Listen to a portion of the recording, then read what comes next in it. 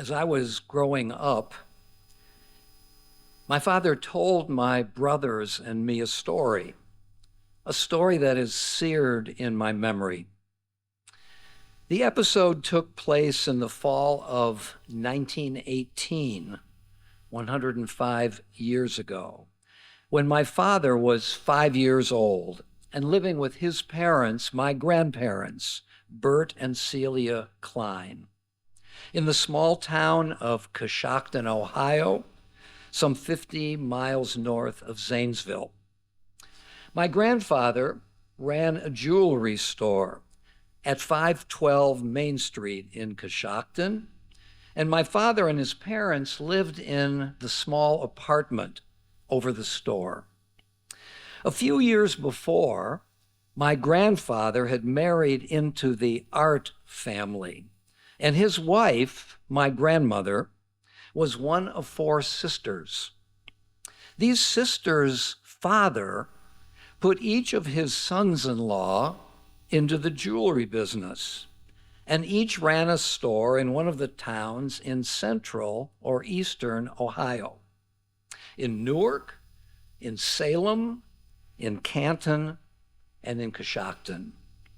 All towns with significant Jewish populations in the early 1900s, the product mostly of immigrants who had settled and were still settling along the east-west Route 40, now Route 70, then the National Highway. Here's the unforgettable story that my father told me. One day, during the high point of the Spanish flu pandemic, my father, then 5 years old, was standing on the sidewalk in front of the jewelry store, watching his mother being brought down the stairs on a stretcher, then carried to an ambulance that would take her to the hospital. No one knew for sure at that point whether or not it was the Spanish flu, but everyone suspected it. As his mother was carried past my forlorn father, she turned to him and said, "Don't worry, Harold, I will be right back." She was 28 years old and pregnant with my father's brother or sister. He never saw his mother again. A day or two later, my grandmother was buried at the top of a steep incline in the Zanesville cemetery. My father never told me whether he had been allowed to attend the funeral. And not very long afterward, my grandfather recognized that he needed a mother for his son.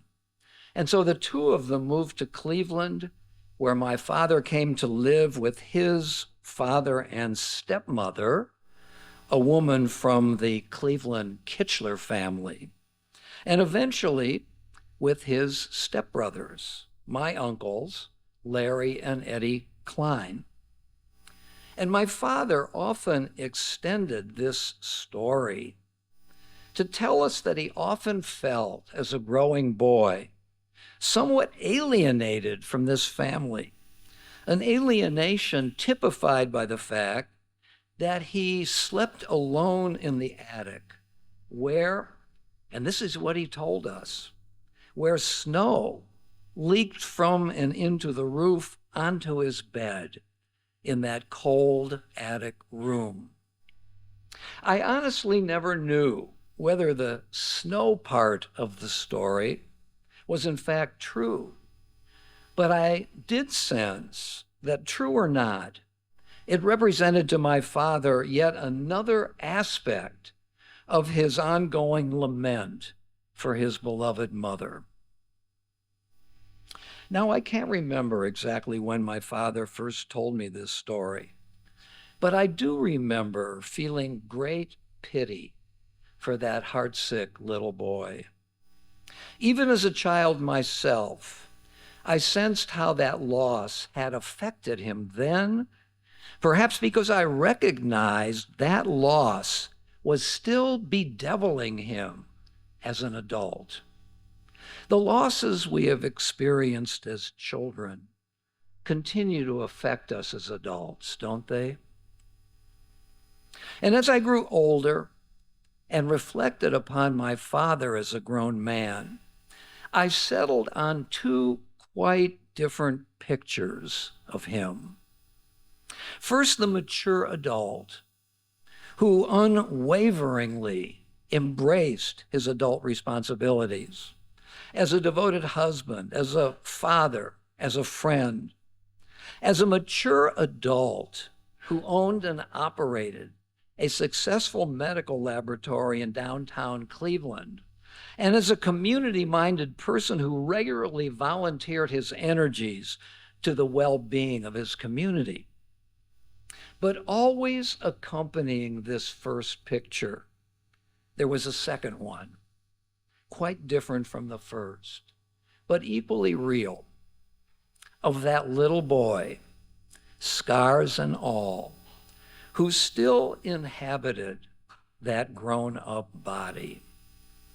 And that little boy, still alive inside him, gave off indications from time to time that those childhood traumas continued to afflict him.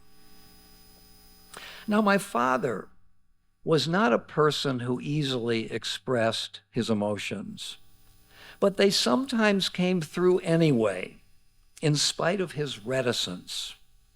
For example, from time to time, perhaps on the yahrzeit of his mother's death, my father would make the drive from Cleveland to Zanesville to stand quietly at her grave. And from time to time, I would accompany him to Zanesville. Nor was my father a very religious man. Beside the high holidays, Hanukkah, Pesach, I rarely saw ritualized expressions of his Jewish identity. He did stand at his bedside in his pajamas every night before going to bed, prayer book in hand, yarmulke on his head, absorbed in prayer or in thought. He never spoke about this, and I never asked him about it. I wish I had, because it was the exception and not the rule about his religious life. But at that grave of his mother, that image, yarmulke on his head, prayer book in hand, head bowed, brooding, that image reproduced itself. And I remember to this day the impact that image had on me as I stood in silence several feet away from him. The image of that wondrously responsible adult who was still that little boy, still feeling the painful loss of his beloved mother. Two individuals in one body, the competent adult and the forlorn little boy. Which was more central to his identity? How did he handle the emotional contradictions that stirred inside him? How do we handle ours? I have thought about this question over and over again throughout the years. My mother, for her part, had grown up, the youngest of 4 children, in a tumultuous household filled with yelling and anger. And she vowed right then and there as a child that the household she would one day fashion would not be like that. My mother, also an extremely competent adult, harbored contradictory impulses as well. But her ferocious willpower had mostly banished the childhood traumas. She stamped them out as she willed to live single-mindedly and in charge without overt emotional conflict. My father handled his internal conflicts quite differently, as both the adult and the child lived on the same emotional plane at the surface of his consciousness. My father's two personae struggled against each other his entire life. How then, I wondered, did he succeed in being so successful, so devoted, so responsible, with all that unresolved and undiminished grief living inside of him? How did he manage all that living turmoil? What I wondered are the ingredients that enabled him to live so well in the constant shadow of that childhood grief.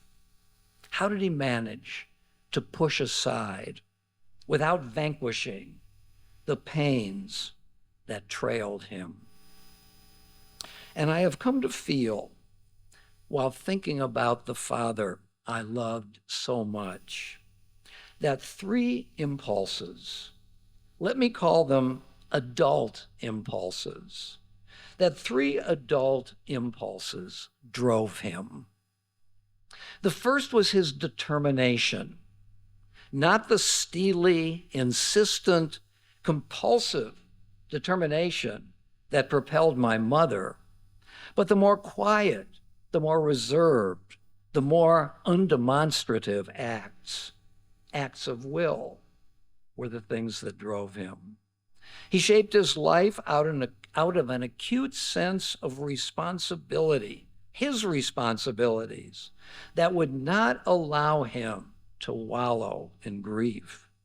He never gave in to, he never indulged the rawest of his emotions, but nor did he fully suppress them. Whether by choice or by necessity, he endured them. And so, whether consciously or unconsciously, he took himself by the hand and decided that he was going to do the right thing, that he was going to use his energies to fashion a good life for himself, for my mother, and for his children, even though depression was always tapping on his door. Determination, the idea of in spite of. That's the key phrase, in spite of. In spite of the sadness that continued to haunt him throughout his adulthood, and despite sometimes making choices that were not good for him. In short, my father rose to his duty, he embraced it, and lived it, though I'm sure that this was sometimes so very hard for him to do. The second impulse that drove him was his inborn sense of humor, which he possessed in rich abundance. He had an instinctive feel for the hilarious and a near genius for the spontaneous quip which constantly brightened the lives of all of us. In addition to this natural talent, I am quite certain that he also used his sense of humor as a defense against the darkness in his soul, as a way of fending off threats to his well-being. The most powerful of the many examples that I have of his talent for both mirth and self-protection, the most powerful example had its origin in a Passover Seder at our home in the late 1990s. A couple of years after my father had suffered a devastating stroke, a stroke that now led to his being permanently bound to a wheelchair. That Passover night, at the conclusion of the Seder ritual and meal, my father indicated that he was ready to go home. And so we called his caregiver to come over. She arrived and proceeded to wheel him outside and to the car, and then to manage the difficult task of getting him into the car, a process that he could no longer do on his own. Naturally, we all went outside to the car with him and my mother. The caregiver proceeded to open the passenger door. Then she pushed his wheelchair right up to the opening and began to transfer him into the passenger seat of the car. She put his legs in first. Perhaps you'll picture this with me. She put his legs in first, and then she tried to swivel his body up and in. But she lost control of the transfer, and his body quickly splayed backwards, leaving his torso upside down and his head right smack on the driveway pavement below. It all happened so fast that we could only stand aghast and mortified for my dignified and proud father. What next? Well, here's what happened next. My upside-down father, his head still on the ground, and yet without the slightest hesitation, calmly said the following: "Don't worry about getting all of me into the car. You can send my backbone over to the house tomorrow." And I marveled then, and I still marvel now, at his ability to call upon his inborn sense of humor to make this excruciating moment for him and for us easier to absorb and easier to tolerate. A horror diffused, a trauma softened, his sense of humor once again fending off yet another challenge to his well-being and to his ability to carry on successfully with his life. The autobiography of the poet E.E. Cummings has long been one of my most cherished books. I encourage you to pick it up.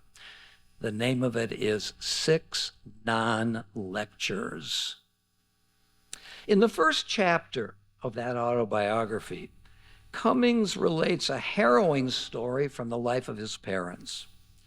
It seems that one blustery winter evening in the back country of New Hampshire, Cummings' father and mother were driving down a country road and then across a railroad track in reduced visibility when their car was struck in two by a train, killing his father instantly and mortally wounding his mother. A day or two later, when visiting his mother in the hospital, Cummings saw, and I quote him, that she wanted only one thing: to join the person she loved the most. He was very near to her, but she could not reach him. We, Cummings continued, her children, spoke, and she recognized our voices. Gradually, her own voice began to understand what its death would mean to these living children of hers. And very gradually, a miracle occurred. She decided to live. And he goes on to say that my mother always maintained that the two most indispensable factors in life were health and a sense of humor. Although her health, Cummings says, eventually failed her, she kept her sense of humor to the beginning. And this was my father, in possession of a miraculous will to live productively, an insistence on keeping his sense of humor to the beginning so that he could push back the darkness that had always haunted him. And the third impulse that guided him, that was his concern for others, his wife, his children, his grandchildren, his community, and his many adoring friends. By forcing himself to turn away from his own anxieties and towards taking care of others, my father was able to quiet the still present remnants of his childhood instabilities and direct his energies toward making life better for the family he loved and the community to which he was devoted. Let me call this the impulse for self-transcendence, the effort and then the habit of getting out of one's own way and moving concern for others to the center of our consciousness and our efforts. And indeed, my father always thought first about his family and his friends. And so my father greatly succeeded in life, in spite of the deep sadness that never left him. It was through his determination, his sense of humor, his active concern for the well-being of others, that he was able to live a life of love and responsibility. And because I was so moved by the life that he chose to live, that I felt a deep urge one day soon after he died to get into my own car and to drive to Zanesville, to stand where he had stood at the grave of his mother and to tell her that his beloved son had died. That was an extremely emotional moment for me, but I needed to do it in order to honor the person I so dearly loved and whose life of heroic overcoming will always stand for me as a model, as a way, and for a way to live a life. Amen.